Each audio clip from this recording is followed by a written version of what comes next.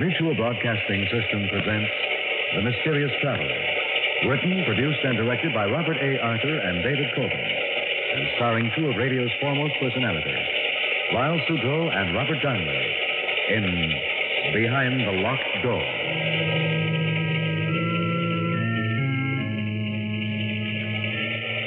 This is the Mysterious Traveler, inviting you to join me on another journey into the realm of the strange and the terrifying. I hope you will enjoy the trip, and it will thrill you a little and chill you a little. So settle back, get a good grip on your nerves, and be comfortable, if you can, as I bring you the strange and chilling story so many of you have asked to hear again. I call it Behind the Locked Door.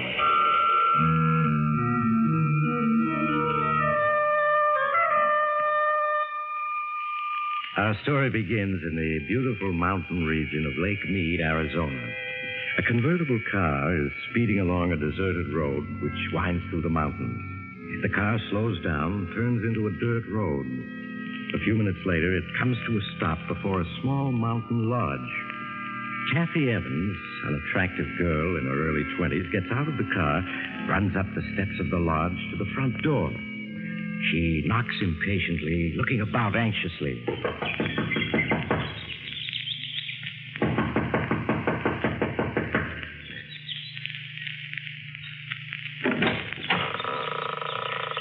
Yes? Martin, Kathy.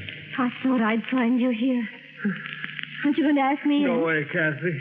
Martin, what's wrong Go with away. you? Go away. Not until I find out what this is all about. Well, let me in. Are you alone? Hello? Yes. Darling, look at yourself. You haven't shaved in days. Martin, those deep gashes on your neck and face. How did you get them? It doesn't matter. Darling, you must have lost a great deal of blood. And you're feverish. Yes, I know. Is it true about Professor Stevens? Yes. Why did you leave town so suddenly last night? The authorities are looking for you. Do they know I'm here? No. How could they? It was intuition that brought me here. They mustn't find me. Martin, nothing makes sense.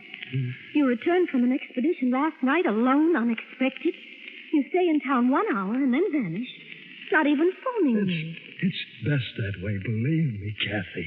You've got to tell me everything that's happened. I can't, Kathy, I can't. I'm your fiancé. I've got a right to know. Kathy, go away, please. I won't go away until you tell me what's happened. If I do, then will you go? Yes. I don't know where to begin. I suppose if you can say it had a beginning, it was that day a little over 2 weeks ago in Professor Stevens' office.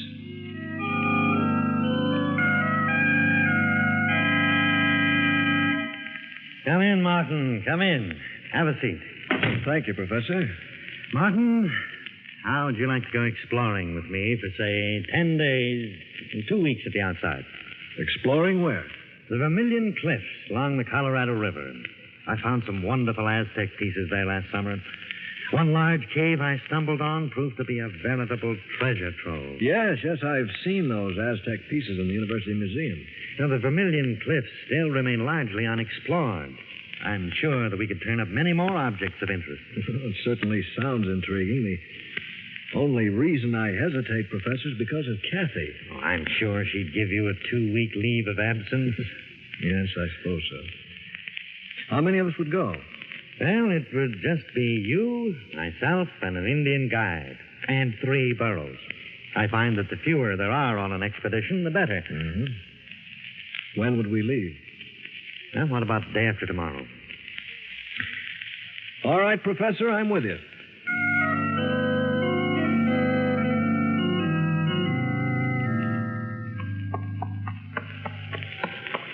So these are the Vermillion Cliffs, Professor. Yes. An awe-inspiring sight, aren't they? They're as breathtaking as the Grand Canyon itself. I had no idea they towered so high. Yes, they make you realize just how insignificant man really is. Yeah. Now, this region is so desolate, Martin, that it's all but unexplored. That's why I'm drawn to it time and time again. Yes, I can understand that. It represents the challenge of the unknown. Careful, Martin. You'll get the exploring bug. Oh, I've already been bitten, Professor.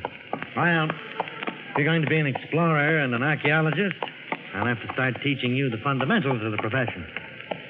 Sam, this seems like a good spot. We'll camp here for the night.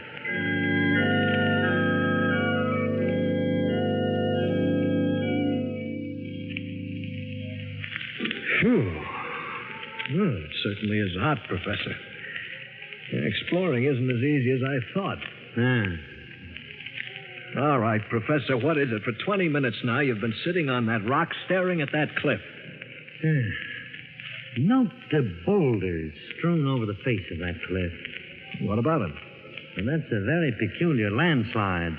If you carefully study the formation of it... What's peculiar about it? Many of the rocks look as though they'd been placed there by human hands. But why, and by whom? Well, one of the ancient Aztec forms of punishment was to seal a person in a cave by means of a landslide or just piling heavy rocks in front of the mouth of the cave. That landslide, there must be hundreds of tons of rock there. Yes. Well, fortunately, we're prepared for it. Is that why you brought the dynamite along? Yes. Probably all we'll find will be a skeleton. In that case, it'll have been a waste of dynamite. However, we'll chance it. Oh, Sam. What do you want? Get the case of dynamite, Sam. I'm going to blast that landslide. Professor, better leave it same way it be. Why? Evil spirit sleep in cave. Better not wake him up. You really believe that? Martin, I wouldn't laugh. Sam may be uneducated, but he senses things that you and I can't even begin to comprehend. Now, wait a minute. You mean you believe what he said about evil being asleep in that cave? I wouldn't say that I believe it. But nevertheless, I respect Sam's opinion. But Sam, I still want to blast that landslide. I get dynamite.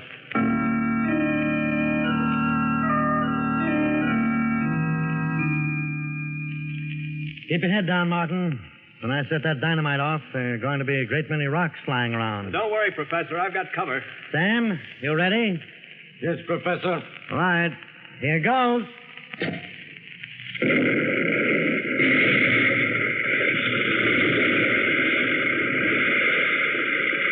Keep your heads down. All right. It's safe now. Professor, I think you did it. I can see a small opening. It looks like a mouth of a cave. Yes, it is. Sam, let me have one of the flashlights. Martin, you take the other. I'll lead the way in. Just as you say, Professor.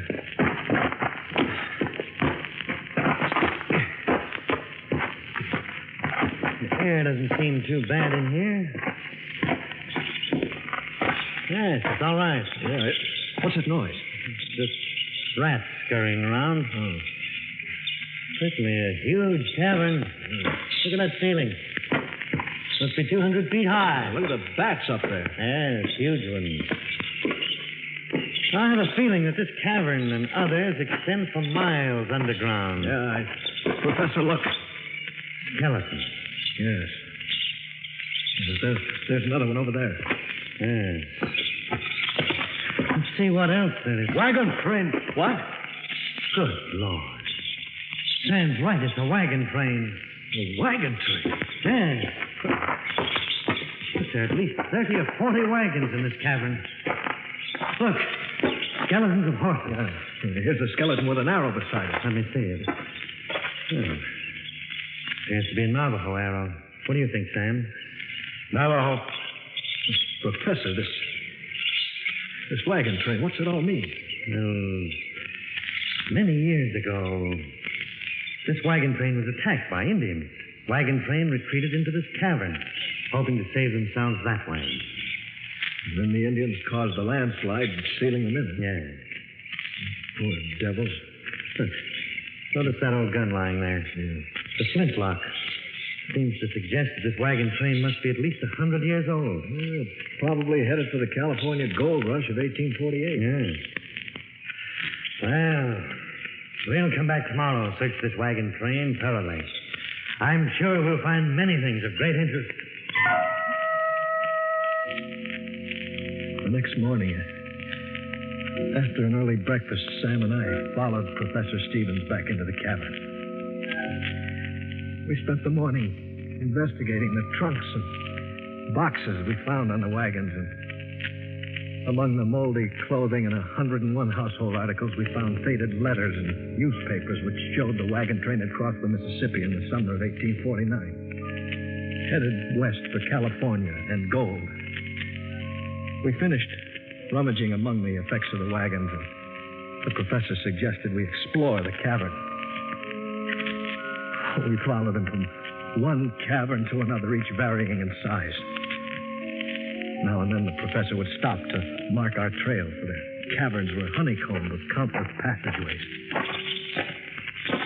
How far do you think we've come, Professor? I should say we're about a mile from the wagon train. We'll go back a few more minutes. We go back now.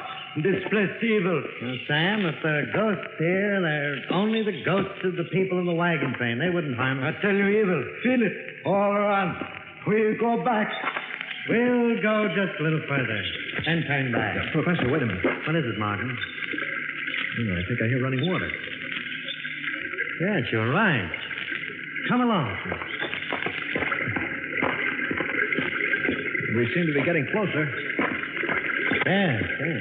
Evil all around us. Can't be much further. Well, there it is. Yeah. It's a small river. Look how swiftly it's flowing. This probably flows for miles underground and it empties into the Colorado River. Say, Professor, here along the bank, there's a tremendous pile of fish bones. Yes, so there is. Look. There are even more on the other side of the river. What do these huge piles of fish bones mean? It's very strange. Well, how do you account for it? I'm afraid that at the moment I can't. Sam, you any ideas about it? Evil all around us. Feel him strong. Professor, he's trembling. Sam, there's nothing to be afraid of.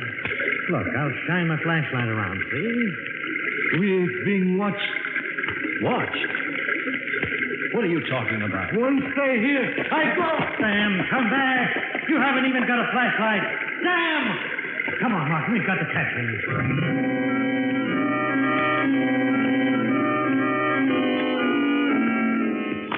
Sam! Wait for us. I can still hear his footsteps. We've got to catch him. Can you really stop a serious injury running in the dark like that? Sam! Wait for us! Professor, it's Sam screaming. This way. That fool's probably broken his leg. No, that sounds more like a fight. Fight? Who could he possibly be fighting with? I don't know. He stopped. Sam, where are you? Keep shining the flashlight around. Can't be much further. Sam! There he is. Yes. He's just sitting against that boulder. His head down. Sam, give me a hand with him. Good Lord. His face. Neck. Yes.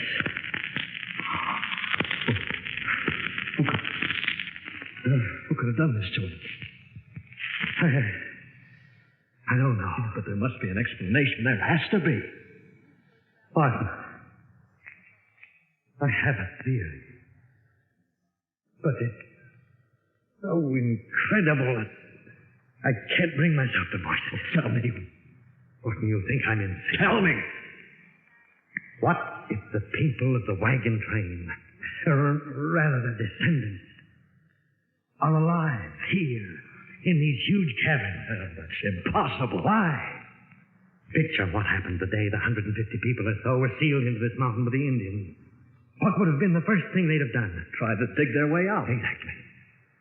They start digging and find there are 100-ton boulders blocking the entrance, and they have no dynamite. They're forced to give up. Yes? They spend days looking for another way out, fail to find one. The day comes when all their food is gone. Starvation sets in. All right. Then that would mean they would all die. Not necessarily. The strongest of them stumble along in the darkness and find the underground river. They catch an abundance of fish and are able to survive. The huge fish bone piles along the river. The river was an everlasting supply of food. They continue to live by the river in the dark. Some probably went insane, died. Others adjusted themselves to their new environment. Professor, you think those handful of survivors had descendants who are alive today inside this mountain? Yes, Martin. And it was one of them who clawed Sam to death. What can those descendants be like? Being born and living in darkness. I can only guess. I should imagine they'd be blind or near to it. But their other senses would be remarkably developed. Their physical appearance? I don't know. It's all like a nightmare.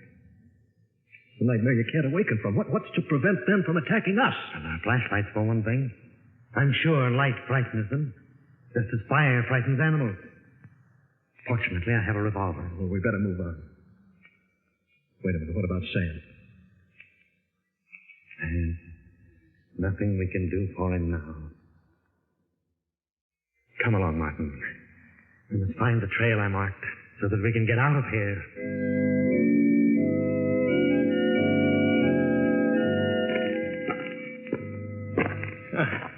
Seems we've been searching days for the markings you left. Yes.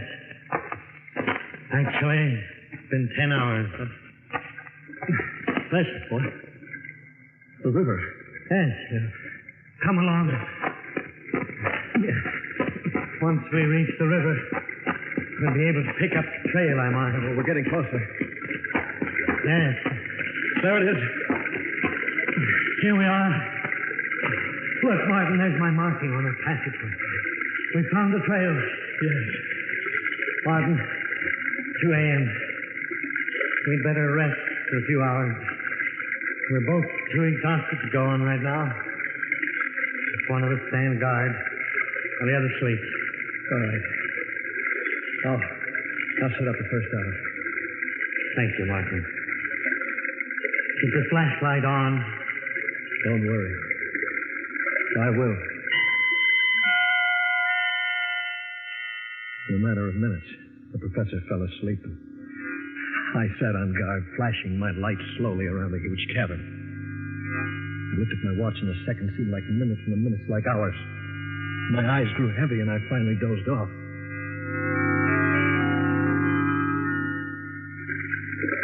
Suddenly, I awakened in the darkness to hear the professor screaming. Frightened frantically, I fumbled in the darkness, but I couldn't find it. And suddenly they were shot. By the flashes of the gun, I could see the professor struggling with a huge, dark figure. And suddenly all was quiet, except for the professor's moan.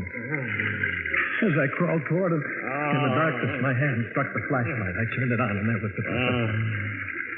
Martin, I think I'm wounded. You're bleeding badly. Let me stanch your wounds. Too late. Leave at once. At once. But what about you? Professor? Professor! I felt his heart, but there was no beat. I staggered to my feet, shined my flashlight around until I found the professor's marking. I stumbled wearily along the marked passageway, trying not to remember my last glimpse of the professor's face. I hadn't gone more than 100 yards when suddenly my flashlight flickered and went out. As I stood alone in the darkness, rats scampering past, I fought to keep from screaming. The darkness seemed to become heavier and more oppressive with each passing moment, and I had the feeling something was silently approaching. I backed up against the passage wall and waited, my eyes straining in the darkness, and then suddenly I was leaped upon by a wild fury. I threw my arms up as razor-like claws raked my face and neck. Again and again, the guard savage was knocked aside, and I could feel the blood streaming down my face and neck. And then suddenly the deathly clawing ceased as my attacker turned to ward off something in the dark. As I sank to my knees, I was dimly aware of a fierce fight taking place, and then consciousness left me.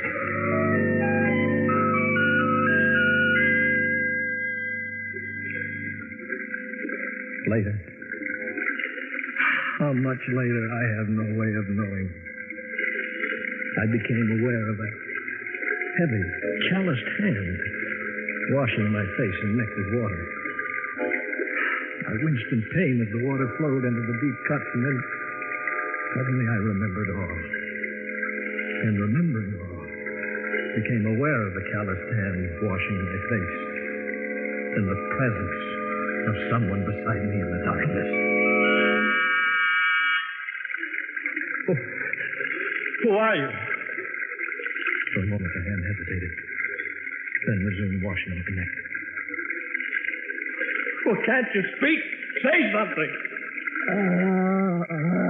A noise came from its throat that was more that of an animal than a human being. If I could only see you. Do you have a name? It spoke. It seemed to repeat the word name, though I couldn't be sure. And faint from the loss of blood, I closed my eyes and fell asleep.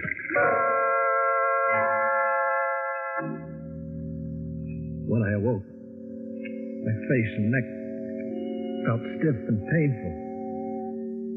It seemed to sense I was awake, for as I opened my eyes and stared into the darkness, it came to my side.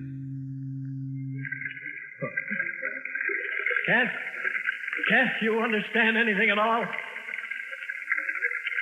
Don't my words make any sense to you? Why did you save my life? My hand brushed against its hand, and I could feel the sharp, claw-like fingers on it. I reached out in the darkness. As I touched its face, it bit my hand. I tried to get to my feet, but it placed a strong hand on my shoulder and held me down. At that moment, I realized that not only was it my savior, but my jailer as well. I lost all track of time. Now and then, it would leave me. And I would cautiously get to my feet to steal off, but no sooner had I taken more than a few steps than it would be there at my side, forcing me to return to the bank of the river. I spent my every waking moment trying to think of a way to escape. And then, when my despair was greatest, an idea came to me. The professor had said that the underground river I lay beside emptied into the Colorado River. Though the odds were 100 to 1 against my surviving, I knew it was the only possible way of escape. Slowly, I crawled a few remaining feet to the edge of the river and, leaning over, started to wash my face. I could sense that it was watching me. I leaned forward a few inches more and fell into the river. As I came up for air in the swift-flowing water, I heard a splash beside me. A moment later, I felt its arms around me. The current swept us along with breathtaking speed, and as we clung to each other, I discovered that it couldn't swim. For what seemed hours, the river swept us along in the darkness, and I felt myself losing consciousness as I attempted to keep the two of us above water.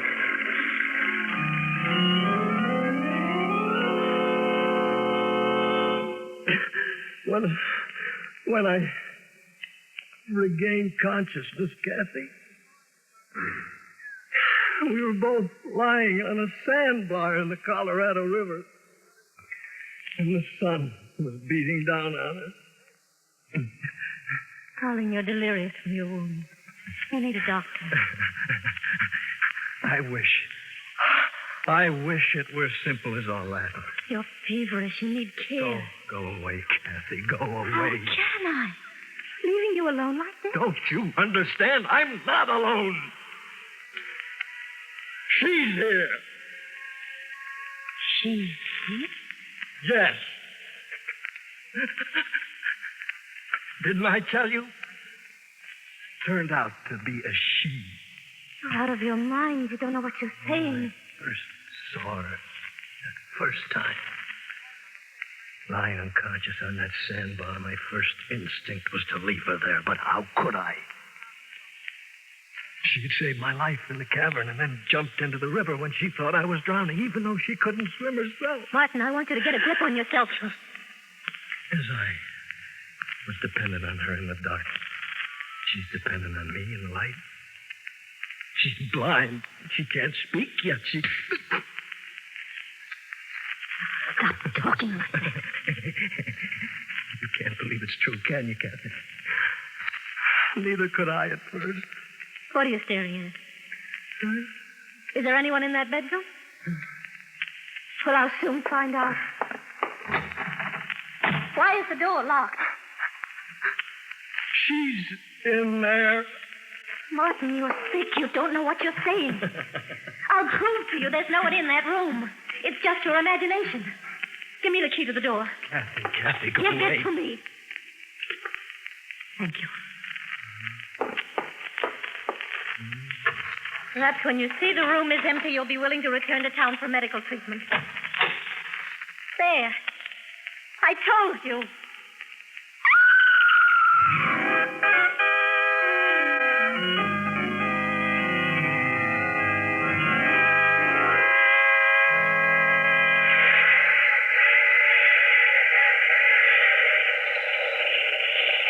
This is the mysterious traveler again.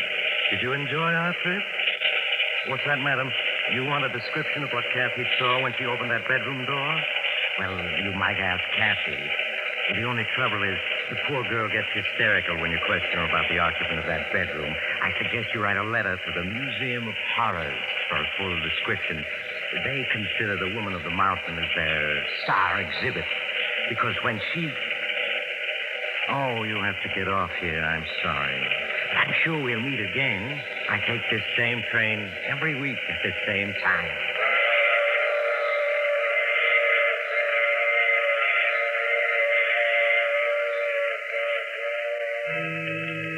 You have just heard The Mysterious Traveler.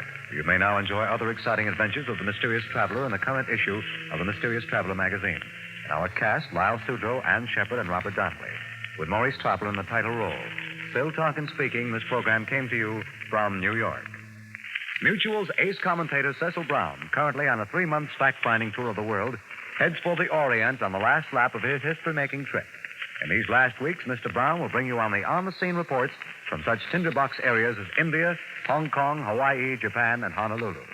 You won't want to miss any of the eyewitness accounts by this able commentator of the latest happenings in these headline-making spots of the world. Be sure to listen to the news reports of Cecil Brown over most of these stations.